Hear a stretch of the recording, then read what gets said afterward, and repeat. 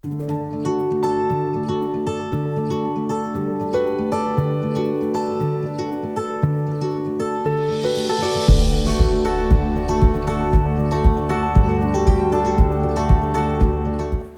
saab 15 aastat ja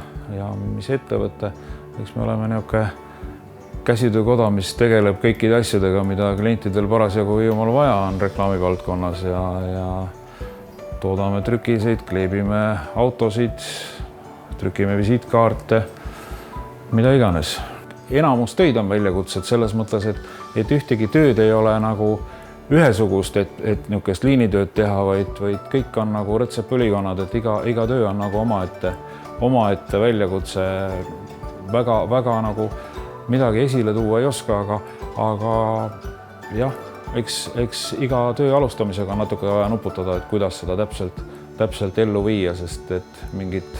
standardlahendust nagu reeglina ei ole. Kaks asja, võib-olla üks asi, see Hiiumaa väiksus on nagu kaasa aidanud sellele, et siia ei ole kõrvale tikkinud teisi firmasid, sest turg on ikkagi niivõrd väike, et noh, ühelgi on raske, rääkimata seda, et siia kõrvale veel on proovitud paar korda ka, aga need asjad ei ole nagu pidama jäänud. Ja teistpidi on see, et eks tuleb natukene ka välja vaadata, kuigi me ei ole nagu väga agressiivselt kuskile mujale nagu läinud, eks meil siin mõned niisugused suuremad, mahulisemad tööd on küll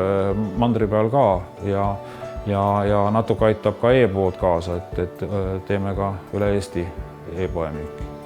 Et eks me püüame samamoodi edasi ja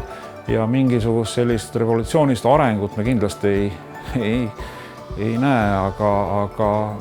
päris paigal seista ka ei taha.